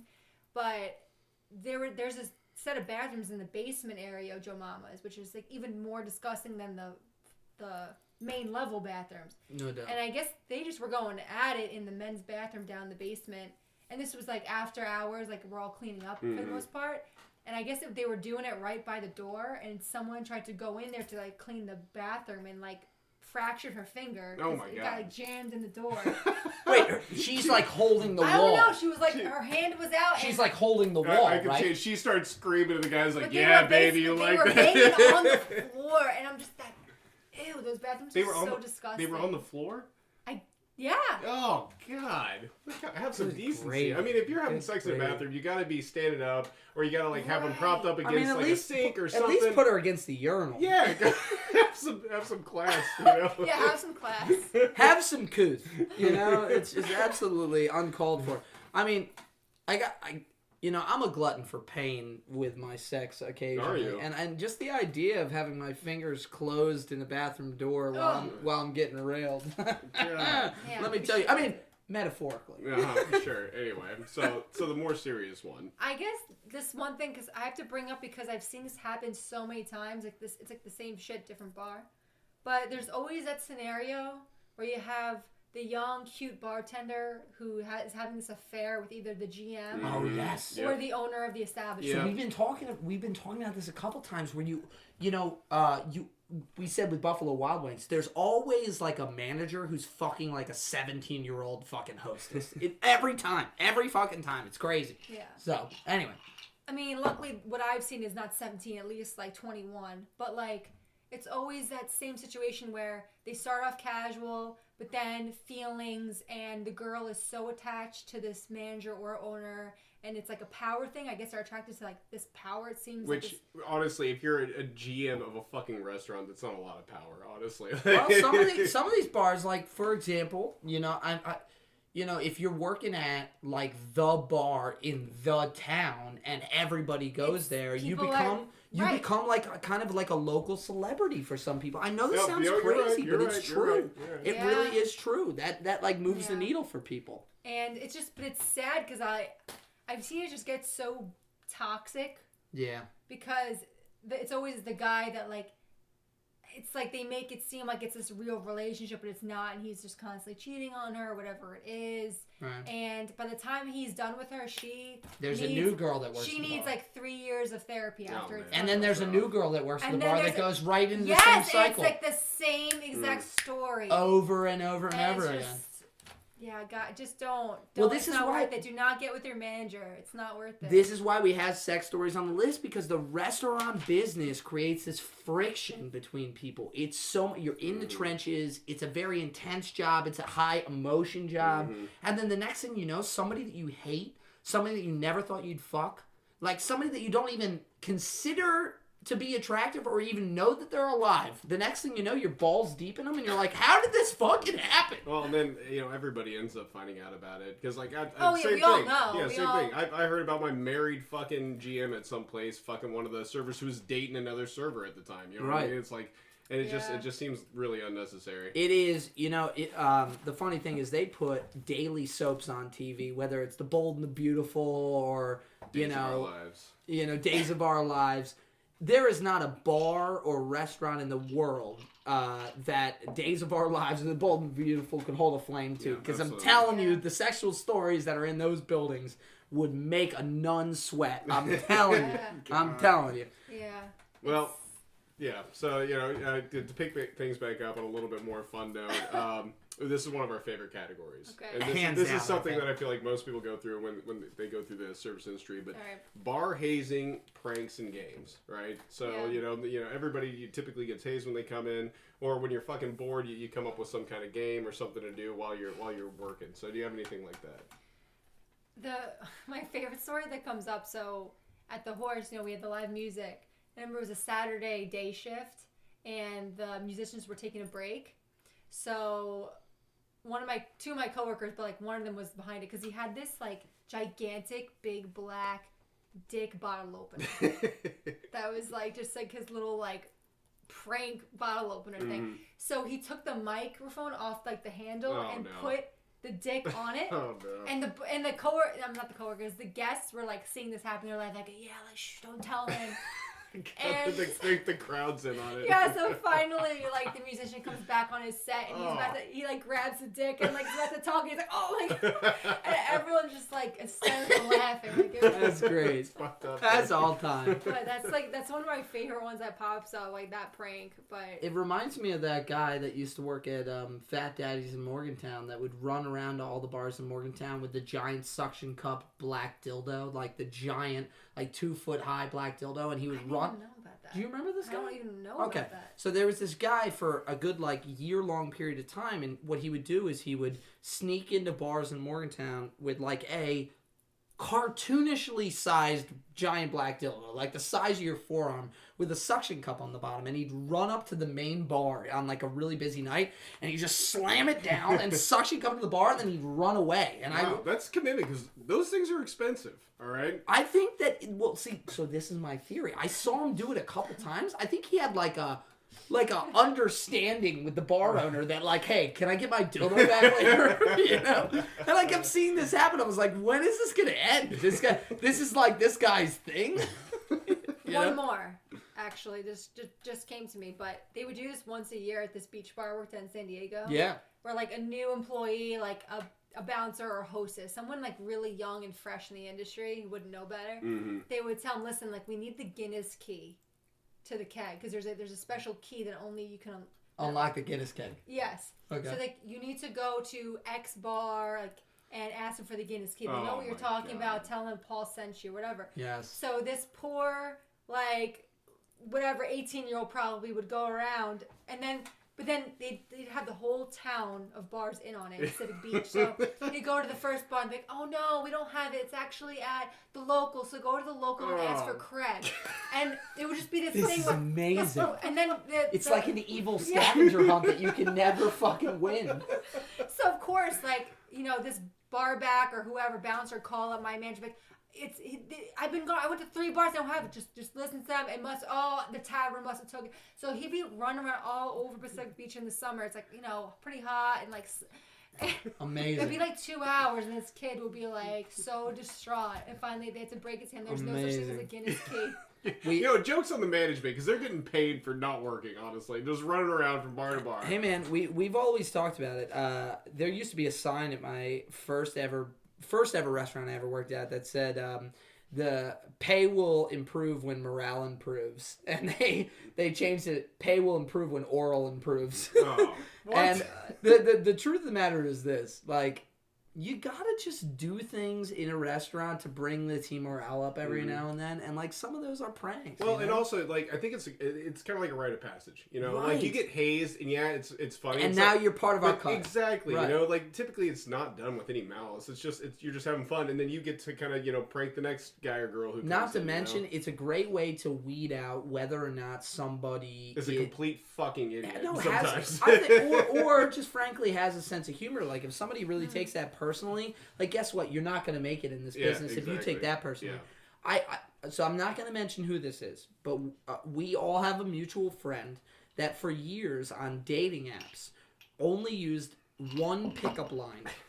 Constantly, over and over and over again. And here's the pickup line. I'm just going to give it to you guys. I'm sorry if it's offensive to some people. I'm just sharing details, okay? So the pickup line was, "Girl, you remind me of an elementary school." And the female would say, "Why?" And he would go, "Because I want to shoot kids inside of you."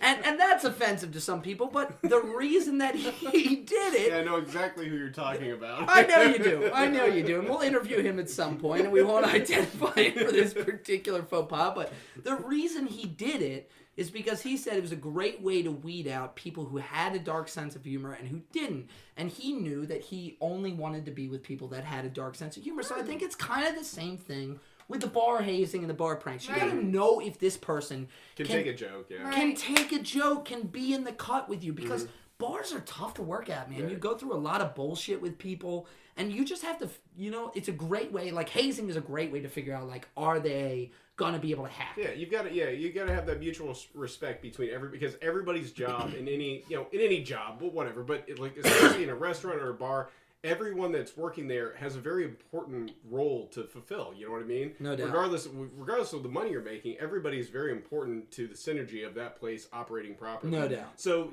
doing those bar pranks again, you're completely right. Bringing people into it and like, yeah, we like to joke around. If they can get that and understand that, they're going to fit in, and you're going to be a more cohesive unit going forward. So I completely agree with that. And if they can't hack it, get the fuck out. Because there's plenty of people who need a goddamn job. So. You're done here. Yeah. Go work. Let's not disparage anybody. I was just gonna say, go work retail, go full clothes.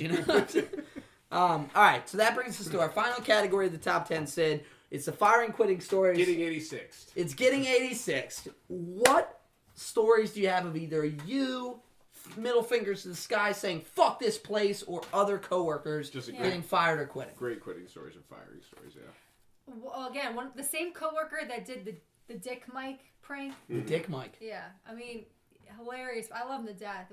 I was sad that he got fired because he was so fun to work with. How did it go down?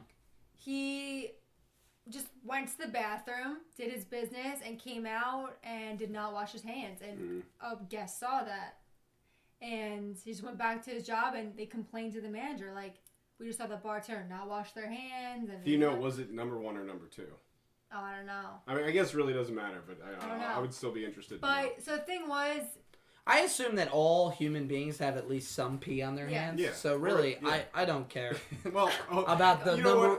Mike makes a good point. But it's one of those. It's actually, every time you go to a bathroom or public place, there's always that sign that says employees must wash their hands. Correct. So it is like a health. Yeah, of course. Right. Yeah, you need to wash your hands. So we've been over this very thoroughly. You need to wash your hands. He got suspended, and really all he had to do was apologize. And he just was so stubborn and had a meeting with the owner about it and just wouldn't apologize about it.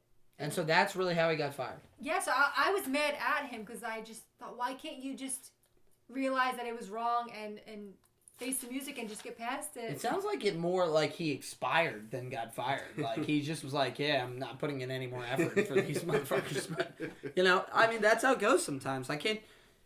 every firing story is different. So that's kind of crazy that, like, it's even the most simple thing in a restaurant. Like, hey, you didn't wash your hands, And then also, fuck these goddamn customers who are ratting people out, all right? Like, if you come in that's pretty gross, though. Yeah, whatever.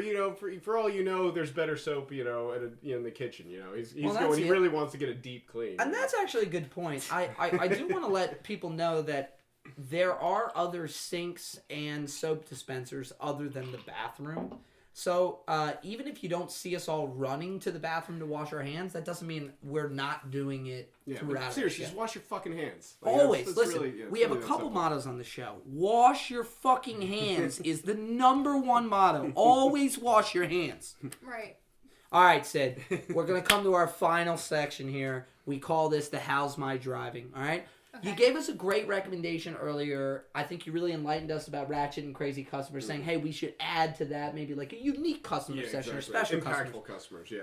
The point of the How's My Driving section is for you to tell Mike and I how we can get better. So we'd love to hear recommendations from you on questions that we may have missed that you'd like to hear, or maybe there's some food, drink, or restaurants that you're really into right now. Is there anything that you'd like to give us recommendations on? I think it'd be cool to talk more about what makes a good bar culture or leadership. So what makes a good leader in like management, owners, things It's like tough. that. It's Yeah. a tough thing to grasp. Well, Yeah. because I think the bar industry isn't always very professional. Yeah. And I'm not saying I want to make it stuffy like corporate, but You have to walk that razor's edge where you're fun. You're fun, but you have some level of nuance where you still treat people fairly, but you understand the different, like almost you can play the different waves of the restaurant. It takes like a conductor to really do that job. It's not an easy job. I've only had a few good ones over the years. yeah, because I've seen it get run so well, and then I've seen just like like very political situations, and Or just somebody just completely unqualified to manage people. Yeah. That's sometimes the worst scenario. right. Yeah, and then everybody ends up losing. Or even just like, I don't know, I mean, talking about how the environment or like the bar industry can affect you, Yeah. positive or negatively, but Fair enough. I don't know, Well, let me turn this on you, right? Like I know this is tough. We didn't prepare you for this, but like tell me some of the qualities that you really respond to in a restaurant manager, or like you think are really help the team from a restaurant manager. Well, I'll say this. I just had a conversation with one of my managers a couple of days ago about positive reinforcement. Yeah. And he said, I come from a generation where that wasn't really a thing, and I had to learn it. But I realized what a good investment it is. Just simply telling your associate or employee that they're doing a good job, or just complimenting them on something. Something as simple as that. Because, and I found that, and I want to give a shout out to the owner of the horse, Eric Matthias, but he is really good with that, with giving positive reinforcement to his workers. And when they deserve it, right? Like taking that time to really. Or if we did mess up, for the most part, he was really good with addressing it in a professional way. Or a constructive way, saying like, not just like you messed up, but here's how you make the correction. Or just going forward, could you try this? And not raising his voice or anything like that. And because I've seen and I've experienced owners who are just crazy. Yeah. And or I've experienced owners where if you decide to resign because you just decide you want to move to the next chapter, they'll flip out and be like, no, don't even finish your 2 weeks. Oh, I've had chairs thrown at me. But that's just like, how insecure are you that you can't accept someone wants to move on from your establishment? But my point with the positive reinforcement is when you're positively reinforced, it's just human psychology. You're going to want to do even better now, and because now you're taking pride in your work. Yeah. So you giving positive reinforcement to your employees is just investing in your business. Well, and I think a big part of it comes down to having someone feel like they're not just an employee, but a part of a team. You know what I mean? Because that's what any business is. You're a part of a team. You're all working towards a common goal. And when you feel like you're a part of that and people are trying to help uplift you in that, you're going to be more excited about moving forward instead of just feeling like you're some fucking employee who's just getting, railed for some stupid shit you did that night. You're not going to care anymore. It's going to actually turn you the other way, and you're going to be like, fuck this place. I can't wait to fucking get out of here. Right. What's interesting is this is a business where, number one, managers 9 times out of 10 are not really trained to deal with people. They're not trained to manage people and how to interact with them from a psychological level. A lot of times it's somebody that's just been thrust in this business out of necessity. And then they're managing people that are one of a couple groups. They're a person that has to be in this industry because they got to make fast money. There's somebody who's young and this is the only job that they can get. And so it is this clash of really unsophisticated workers and very unsophisticated managers. And when I use the term unsophisticated, I don't mean unintelligent. I don't mean unaccomplished. What I just mean is this is an environment where there's no training for it. Like, Sid talked about her bartending course in Manhattan. Like, Mike and I never took a bartending course. Mm-hmm. Like, a 2-week bartending course is basically like 4 years of college for bartending. Like, rare is it that you have a bartender that goes through that kind of professional training. And so, when I say unsophisticated, I just mean this is an industry where a lot of people are just thrown into it and they have to figure it out as they go along.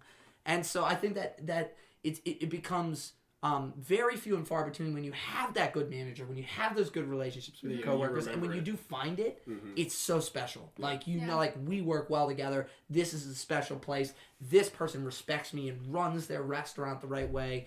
So I love that. I think that's a question we should kind of maybe open up to a bigger picture. Maybe we incorporate it into, like, how do you want to run your restaurant? Yeah, really try to ask people that. So I love that kind of dip into psychology. And for any of you out there who know Sid, you know that she's always thinking about the psychological angle to these things. That's, she's very cerebral in that way. So that's, I thank you for bringing us kind of that perspective, and not just all the crazy stories tonight.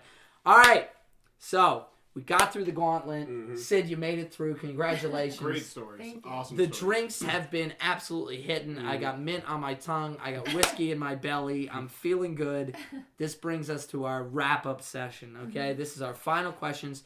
First question here, before we kind of let you go and get into your evening and let you enjoy Baltimore City. Oh, it's always good to be in Baltimore. Yes, it is. We're happy to have you. Just a special place in my heart. We're Charm City, baby. We're very happy to have you. And before we let you go, these are kind of a wrap-up questions. Why do you still do this? AKA, why do you hate yourself? I've grown into appreciating this more as I've gotten a little older, but I genuinely love connecting with people. Yeah. I love it, and I feel like customers will open up to you sometimes as a bartender in a way that they wouldn't. Like a 50-year-old guy will tell me stories that he wouldn't normally tell a girl my age, kind of thing. Or even like his wife. I know that sounds crazy. Like they can confide in you. What other person in any industry has that guy asked for them to spit in their drink? That's like you do. You have a weird connection with people. Yes. Well, they always say barbers and bartenders are the secret keepers of a community. That is, and I remember one of my first ever bar managers told me that, and it didn't like register for me as a 16-year-old, but like at this point, being in the business 15 years, I'm like, you're so right. Like, people come and they, maybe they give everything up about work. Maybe they lay their problems on the bar. Maybe they just come there as an escape. They don't want to even talk about their problems. They just want a moment of humor, like a real human connection, and that's what makes us. That's what's great about being behind the bar. Like your brother said, being a server is a little different than being a bartender. Server, typically people don't want you around. They want you to take the order and leave them alone. When you go to a bar, you're sitting and you're part of the entire bar. All the people, all the different characters, the bartender. It's this communal experience that's really special, and I fucking miss it. And thank God, fucking Baltimore's finally opened back up. Go have a drink tonight and get to experience. That's that right. again, That's right. We're excited to go out. I think, and a lot of people do this type of work, the industry, because they're doing something else, right? And but at the same time, I want to say. I totally respect people who are career bartender industry people because I'm friends with a lot of them. But no doubt. For me, while I'm building my business, the industry is just a great way to make money on the side. And make those relationships. You never know. It's a lot of fun. Yeah. What's going to come next out of those? When I get home from bartending, do I have to write emails after work? Do I have to write progress notes? No, it's just you're home and you're off the clock. So. Well, that brings us to our final question. If you opened a bar, what would you call it? Or like, what would the theme be? Yeah. Like you're the perfect bar in your mind, It would definitely have to have live music. That's right. We know that. But I don't know what it would be called. You don't have to come up with a name. Edit this one out. I don't even know. It's more of just the idea of like your ideal. If you ran a bar, kind of what would it be like? Can I just call it the Borchman? The Borchman. I like it. Club Borchman. Yeah. And it's just got live music 7 days a week. The Borchman. Do you have a signature drink there?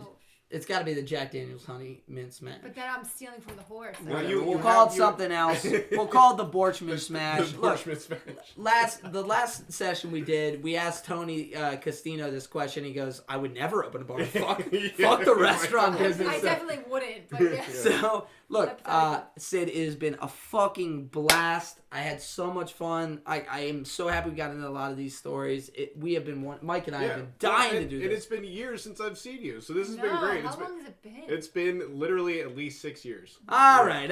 I'm just saying, this is great. Like, we got to hang out, but I got to hear a bunch of crazy stories I probably never would have heard from you in any other setting. You know what I mean? So. All right. Well, we're gonna let Mike and Sid catch up. Sid, sign off for the people. Let them know. Well, I don't want to take too much time, but I want to give a couple shout outs to people in this industry. Here we go. I just want to thank Eli Martinez for giving me an into the industry and giving me a chance, even though I guess you thought I was a bitch in the interview for some reason. and for not calling the cops on me for all the times I blacked out in your bar. Yes. Thanks, buddy. Well, I Appreciate guess, that. and Joe Blodgett is the owner of Joe Mama's, and I guess he vouched for me and said we need a bitch to level things out. Also, Joe, thank you for also not calling the cops on me all the times I blacked out in your bar. Appreciate that. So, but honestly, I love those two, and I mean, Joe gave me a lot of positive reinforcement, and so I mean, I love them to death. And then Eric Mathias at the horse, and then Trenton O'Connor, and even Marco David, even though he's the grouchy motherfucker. But I love you guys, and I just appreciate everything you've done for me, and even Justin McIntyre from Baja and Paul. And Top Golf too. I mean, they've been great so far. I've been to Top Golf. Yeah, and they're a corporate establishment, which is not really my vibe, but I think they have a great company and they do a great job of showing their associates that they care about them. So awesome. Yeah. If you're in San Diego, go to Baja Beach Club. If you're in Morgantown, go to Joe Mama's. If you're in Baltimore, if you're in Baltimore tonight, you might see all three of us at the horse you came in on. Get there. Have a nice little whiskey smash. Yeah, and wherever you go, open up a fucking tab and tip your goddamn bartender. And I swear to Christ, if I have to open up your tab twice, we're done here. I will waterboard you with the ranch. One more. Okay, we have to say goodbye at some point. This is actually kind of random, but Danny Robinson, who owns Hammerheads in Ocean City, Maryland. Great guy who knows how to just stop and smell the roses. Okay, Danny, you're wonderful. You're awesome too. We're putting a bow on it. We're done. Thanks, Sid. Had a great time. Peace.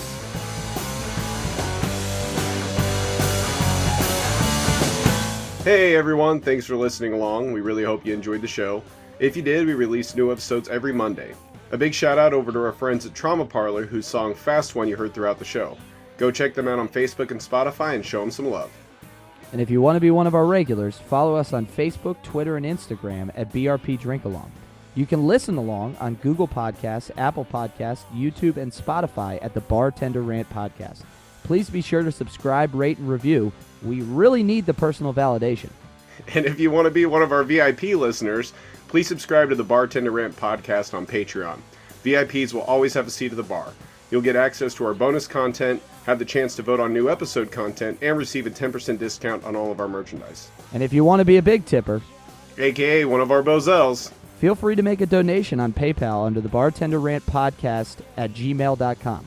Mike and I do this because we love the service industry and we want to bring you great content, but this is not our day job.